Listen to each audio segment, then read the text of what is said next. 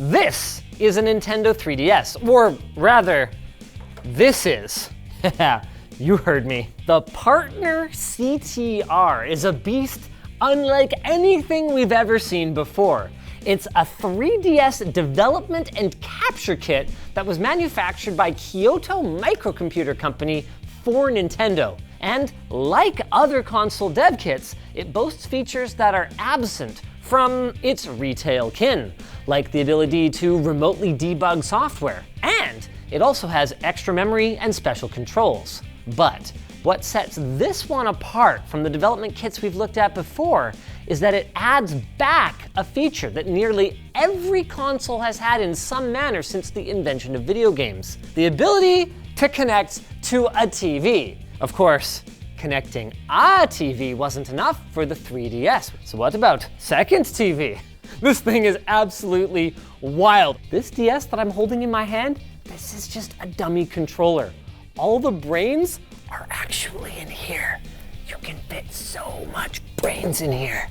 Ooh, and so much segue to our sponsor, Ugreen. Ugreen's 100-watt power strip includes 3 AC outlets, 3 USB-C ports, and a USB-A port for maximum compatibility. You can easily charge your iPhone 13 to 60% in just 30 minutes. Learn more at the link down below.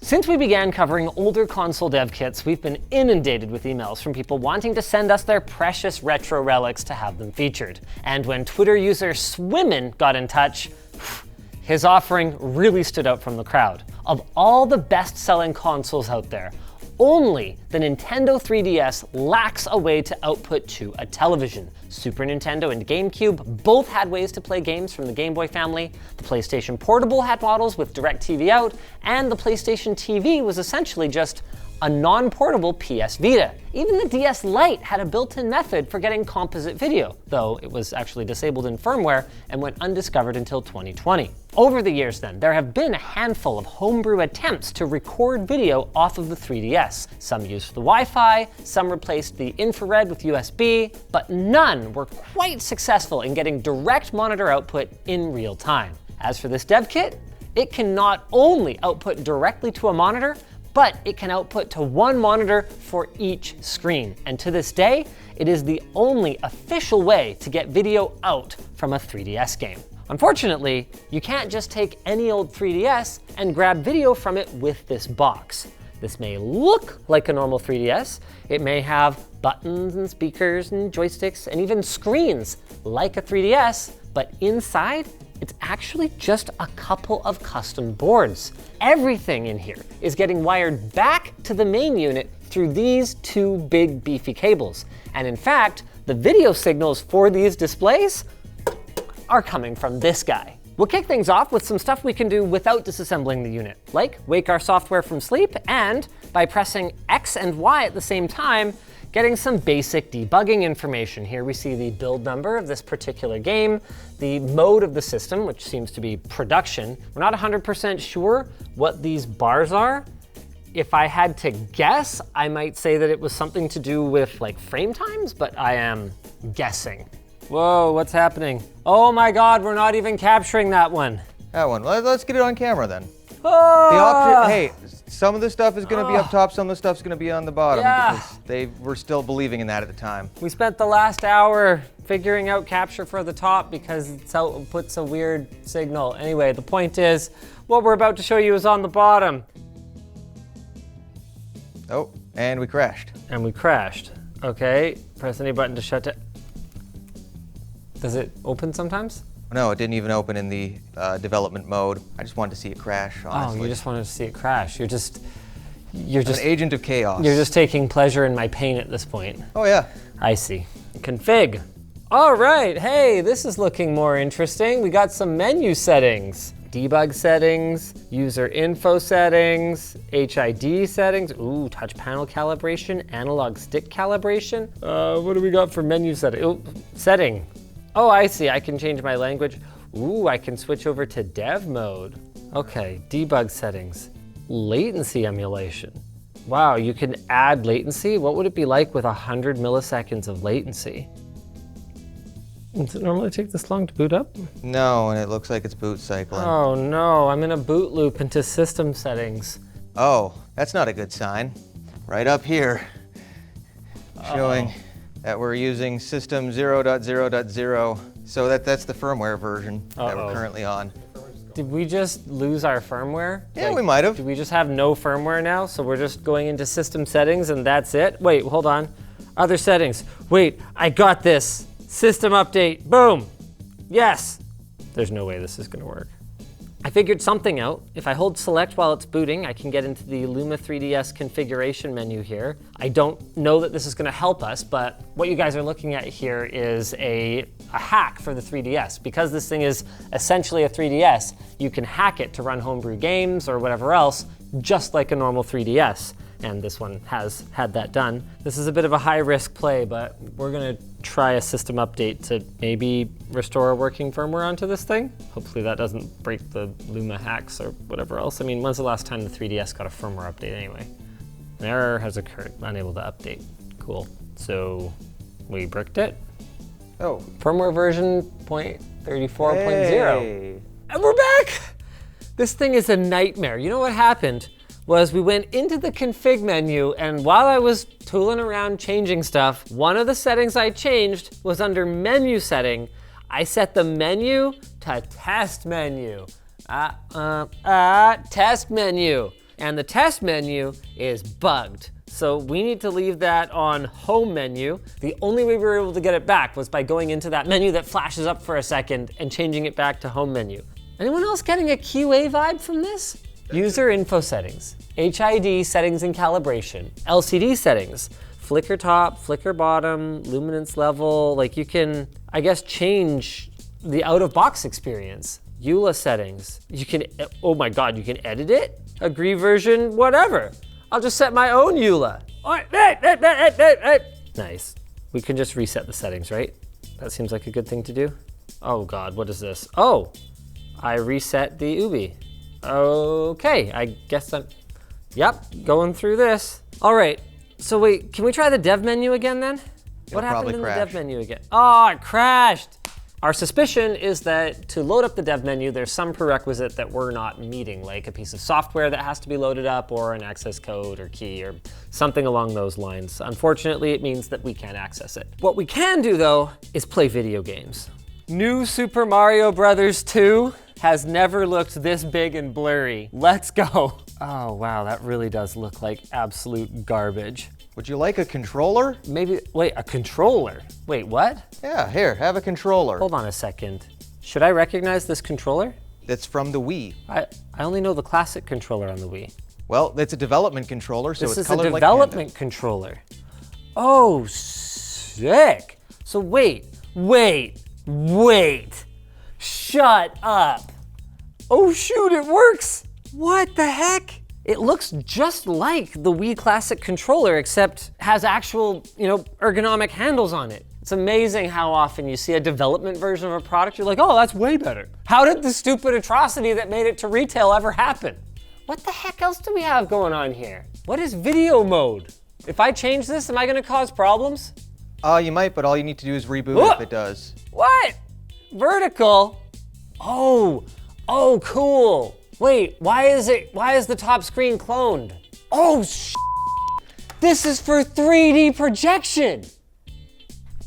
What? That's so cool.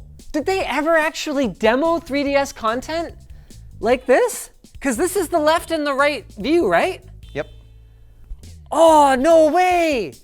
What else we got? Okay, so we see only the side-by-side, and then that's on a separate screen. Sure, fine. Okay, top, bottom, 3D, sure. Right, because if you're in like a big, demo hall or something like that, a lot of the time they would have like vertical, on the side of the stage or whatever. You gotta be ready for that sort of thing, even if you never use it. This is wild. On the surface, this stuff mostly makes sense. Here's your SD card slot, just like the 3DS had. Here's your flash card slot where you would put a game, you would think, except that this system actually cannot play standard 3DS games that you would buy off the shelf.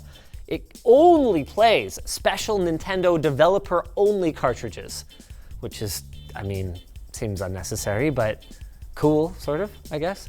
Then we've got, okay, these we can show in a little bit more detail later, but this is handling the inputs coming into the box that's actually doing the compute, and then the outputs sending display out to this. And then we've got our external controller, and then what the doodad is this? Oh, this is just an IR emitter, because why would it need to be small when it's not on a handheld system?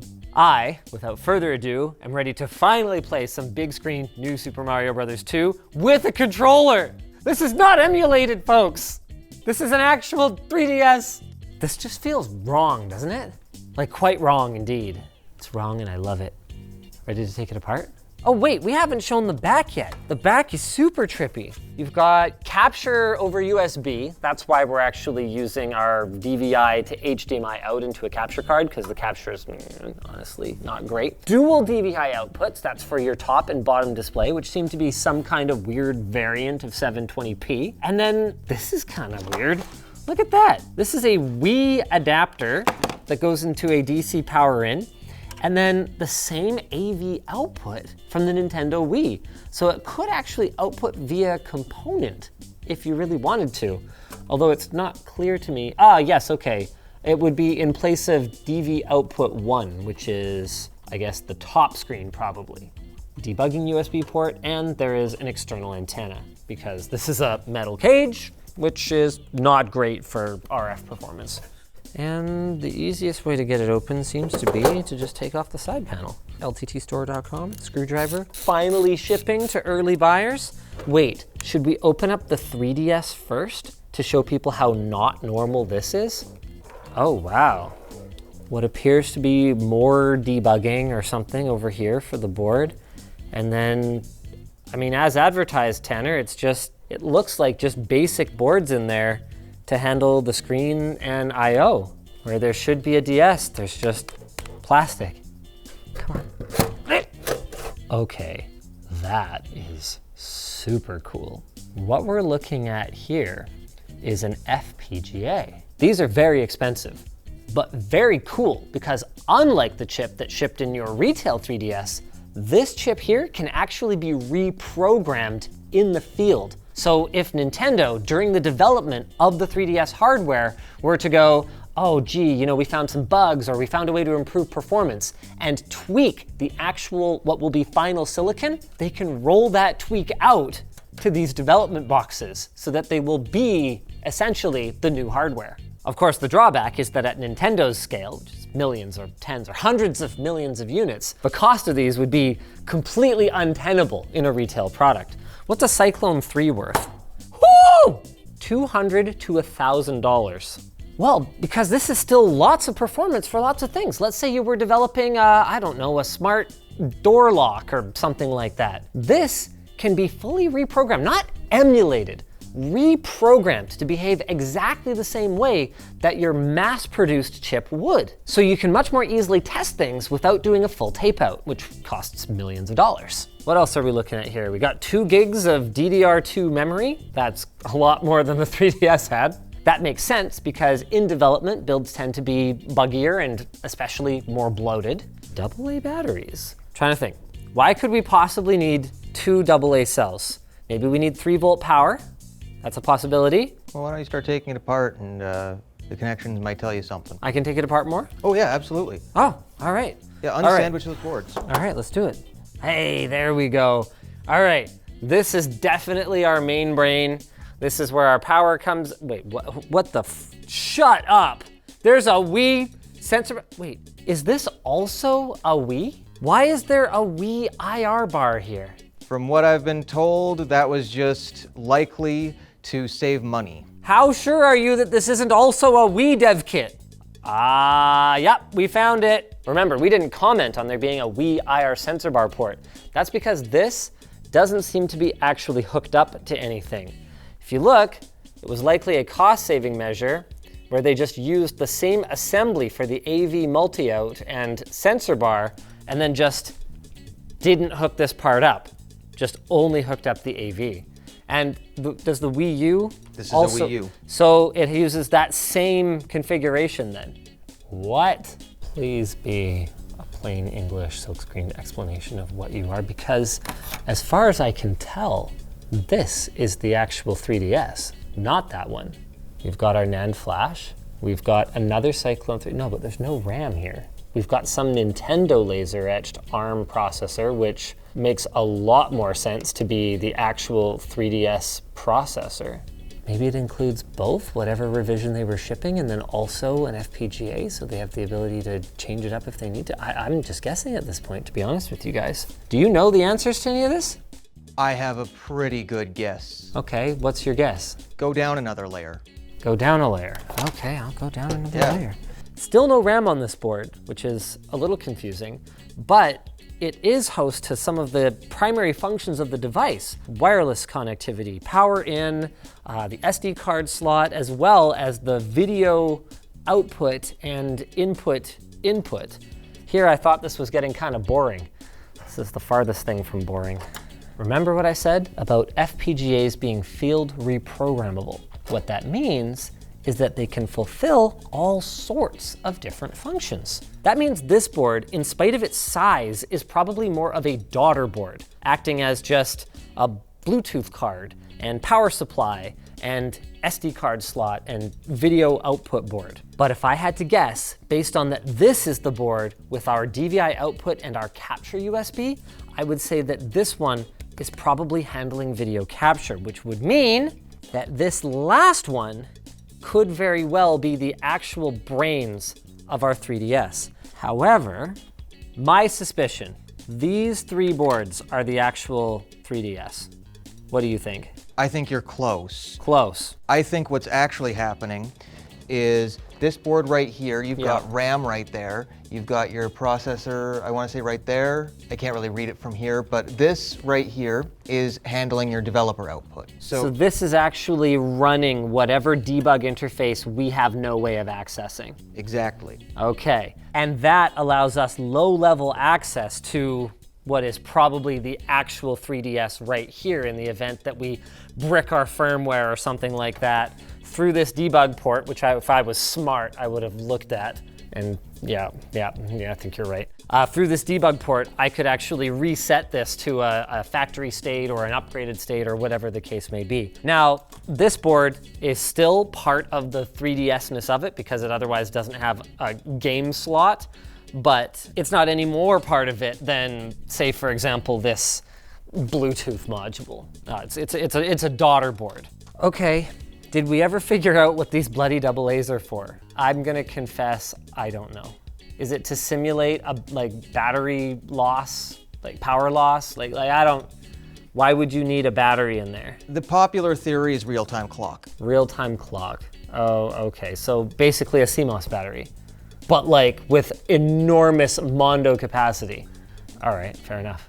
As cool as it is though, the Partner CTR capture debugger isn't exactly unique. And this right here, the IS Nitro capture, is actually the previous generation unit for the Nintendo DS, which Swimling also sent us. IS stands for Intelligent Systems, the manufacturer, and then Nitro was the code name for the Nintendo DS. And then capture, of course, is what the unit was made to do, capture video. Many of these were used for various promotional and competition events, like the Pokemon World Championships. According to Swimling, that's where this unit is suspected to have lived out its days, and likely where it got the dent by the GBA slot that likes to scratch up cartridge labels. There's not a whole lot to this one though that we didn't already see. It uses a GameCube power adapter rather than a Wii power adapter, GameCube AV cables rather than Wii AV cables, and has dip switches to control video settings. The controller is a shell of a system,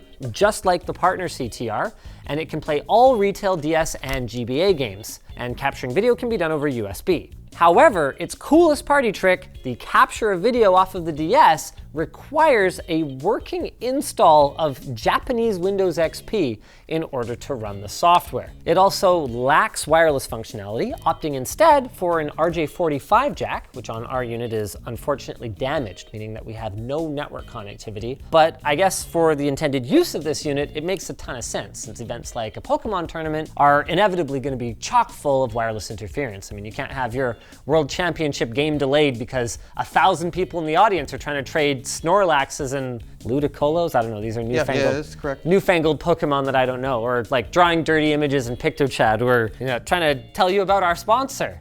NordPass. Repeated delays can cause frustration and threaten the timely delivery of work projects. So how can you eliminate these disruptions and increase your productivity?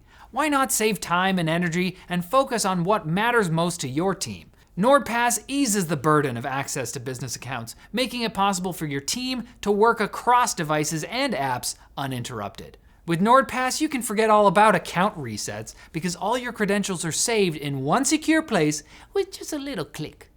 Identify vulnerabilities and learn if any of the credentials, payment information, emails, or company domains have been compromised. Login information is pulled up and populated into forms instantly, so paying for orders, ads, and invoices takes just a few seconds. See for yourself how automating the manual aspects of storing online accounts and sharing sensitive data can save your team hours throughout the work week while keeping your information safe. See NordPass Business in action now with a 3-month free trial by using code LinusBusiness at nordpass.com/LinusBusiness. Link is in the description below.